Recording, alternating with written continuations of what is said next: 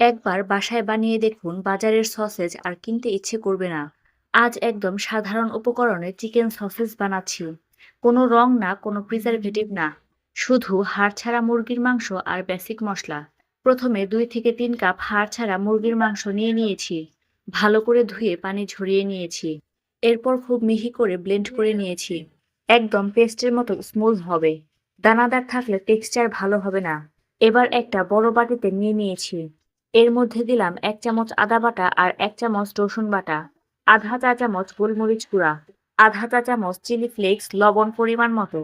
এখন বাইন্ডিং এর জন্য 1 টেবিল চামচ কর্নফ্লাওয়ার আর 1 টেবিল চামচ ময়দা নিয়ে নিয়েছি। একটা ডিম ভেঙে দিলাম। এখন হাত দিয়ে ভালোভাবে মেখে নিলাম, তাড়াহুড়ো করা যাবে না। অন্তত 4 থেকে 5 মিনিট মেখে নেব। যত ভালো মাখবো সসেজ তত স্মুথ হবে। মিশ্রণটা স্টিকি কিন্তু নরম থাকবে। মিশ্রণ নরম হলে 10 মিনিট ঢেকে রেখে দিলাম। এতে মশলা সেট হবে। এবার টেবিলের ওপর অ্যালুমিনিয়াম ফয়েল বা ক্লিং র্যাপ বিছিয়ে নিলাম। মাংসের মিশ্রণ থেকে 1 ভাগ নিয়ে লম্বা করে রোল করলাম। খুব মোটা না, খুব পাতলা না, মাঝামাঝি রাখবো। রোল করার সময় খেয়াল রাখবো ভেতরে যেন বাতাস না থাকে। শক্ত করে পেঁচিয়ে 2 পাশ ক্যান্ডির মতো মুড়িয়ে দেব। সবগুলো একইভাবে তৈরি করলাম। চুলায় একটা বড় পাত্রে পানি বসালাম। পানি ফুটে উঠলে আঁচ মাঝারি আঁচে রাখবো।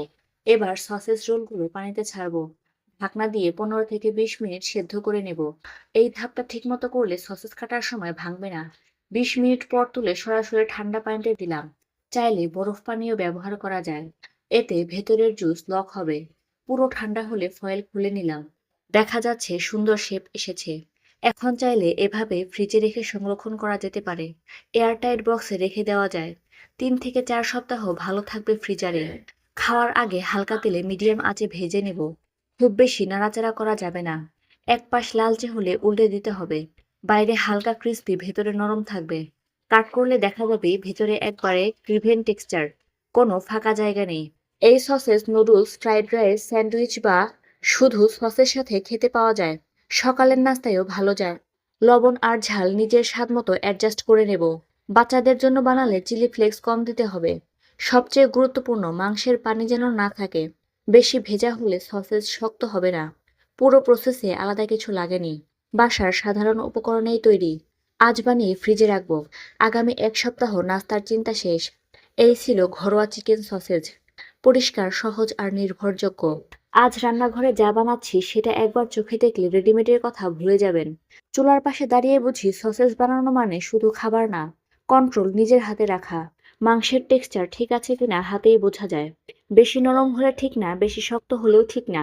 মিশ্রণ যখন ঠিকমতো সেট হয়, তখন হাত ছাড়তে আকার ধরে রাখে। সিগন্যাল সব ঠিক চলছে। কাটিং বোর্ড পরিষ্কার, কাউন্টার শুকনা। শহরের ফ্ল্যাটের ছোট রান্নাঘরেও কাজটা গুছিয়ে করা যায়। টাইমিং এখানে গুরুত্বপূর্ণ। আঁচ বেশি হলে বাইরেরটা আগে রং ধরবে, ভেতরটা সময় নেবে, তাই ধৈর্য রাখতে হয়। আমি সবসময় ব্যাচ ধরে কাজ করি, একসাথে বেশি না। এতে প্রতিটা পিসে সমান ফিনিশ আসে। রান্নার সময় শব্দ অনেক কিছু বলে। হালকা সিজল মানে ঠিক আছে, অতিরিক্ত শব্দ মানে আঁচ কমাতে হবে। এই ছোট ছোট বিষয়গুলোই সসেজকে প্রফেশনাল লুক দেয়।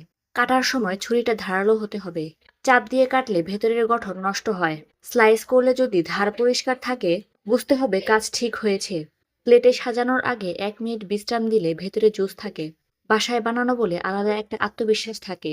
জানি কি দিয়েছি, কি দেইনি। ফ্রিজ খুলে যখন নিজে বানানো সসেজ দেখি, মনে হয় সময়টা নষ্ট হয়নি। এটা শুধু নাস্তা না, ব্যস্ত দিনের শর্টকাট। অফিসে যাওয়ার আগে বাচ্চার টিফিনে বা সন্ধ্যায় চায়ের সাথে সব জায়গায় মানিয়ে যায়।